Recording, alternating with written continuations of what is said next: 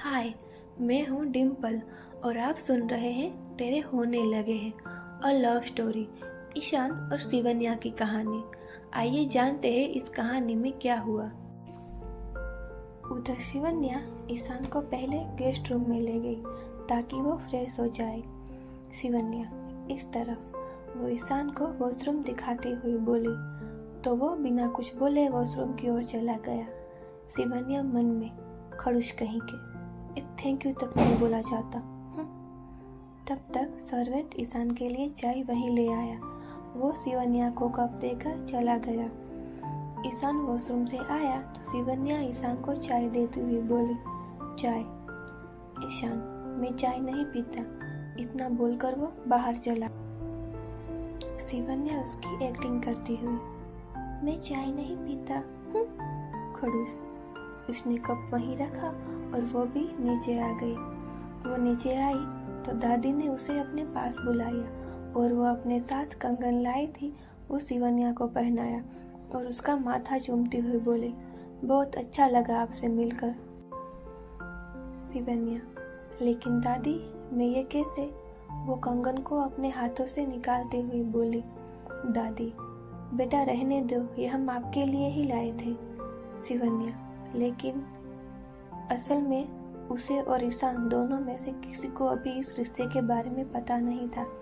ईशान, दादी एक emergency case आ गया है, हमें निकलना होगा। नीला जी, ऐसे कैसे? खाना तो खाकर ही जाना पड़ेगा। नीला जी के ज़्यादा जोर देने पर वो खाने के लिए रुक गई। ईशान ने अपना प्राइवेट चॉपर मंगा लिया था क्योंकि इमरजेंसी केस था और वो 6 घंटे वापस जाने में वेस्ट नहीं कर सकता था। खाना खाने के बाद ईशान और दादी को छोड़ने सब बाहर आ गए। बाहर हवेली के आंगन में ही चॉपर को लैंड किया था। ईशान के बॉडीगार्ड्स भी थे। शिवन्या के बड़े पापा और बड़ी माँ तो ये सब देखते ही रह गए। वैसे वो लोग भी कम नहीं थे, पैसों की उन्हें भी कमी नहीं थी, लेकिन वो एक प्राइवेट चॉपर और इतने सारे बॉडीगार्ड्स के बारे में तो सोच भी नहीं सकते थे। शिवन्या दादी को बाय बोलकर चली गई।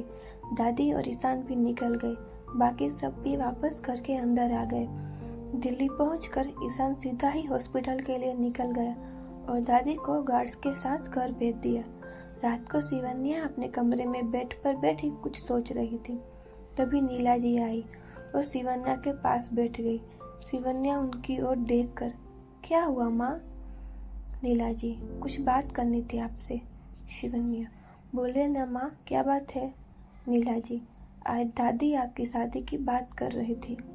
शिवन्या, मेरी शादी की मतलब? नीला जी, तुम्हारी और ईशान की शादी की बात। शिवन्या एकदम से खड़ी होती हुई, क्या? ये आप क्या बोल रही है माँ? हमें नहीं करनी उनसे शादी।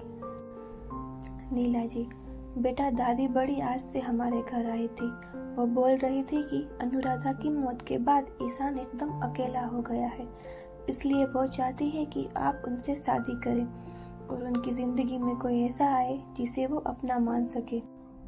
शिवन्या, देखिए माँ, हम दादी की बहुत इज्जत करते हैं, लेकिन इसका मतलब ये नहीं है कि हम उनसे शादी करेंगे।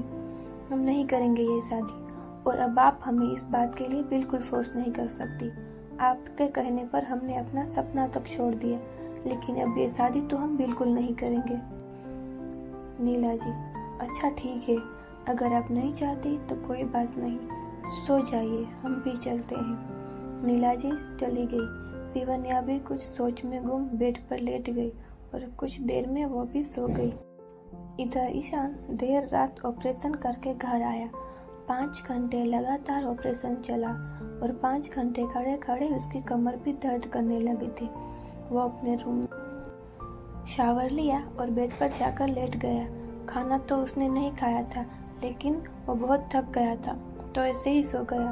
अगली सुबह ईशान रेडी हो रहा था। दादी रूम में आई। वो जाकर सोफे पर बैठ गई और ईशान को अपने पास बुलाते हुए बोली, ईशान बेटा, इधर आ। ईशान उनके पास बैठकर, हाँ बोलिए ना दादी, क्या हुआ? दादी, कुछ बात करनी थी आपसे। ईशान, क्या बात है, बताइए।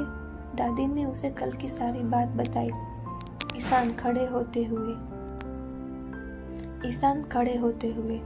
दादी, आप जानती हैं ना, मैं किसी से शादी नहीं करना चाहता, क्योंकि मुझे भरोसा ही नहीं है ऐसे रिश्तों पर। जब खून का रिश्ता तक धोखा दे दे तो कोई पराया आपका साथ कैसे दे सकता है? दादी, अगर आपने ये शादी नहीं की तो आप हमारा मरा मुंह देखेंगे। ईशान दादी के पास जाकर, दादी, आप ये कैसी बातें कर रही है? आप जानती हैं ना, आपके सिवा कोई नहीं है मेरा। दादी, तो फिर आप हमारी एक बात तक नहीं मान सकते? ईशान को ना चाहते हुए भी हाँ बोलना पड़ता है, क्योंकि दादी उसे इमोशनल ब्लैकमेल कर रही थी। कुछ देर बाद वो हॉस्पिटल के लिए निकल गया। अगर आपको ये कहानी पसंद आ रही है तो प्लीज़ लाइक करिए, शेयर करिए और हमारे चैनल को सब्सक्राइब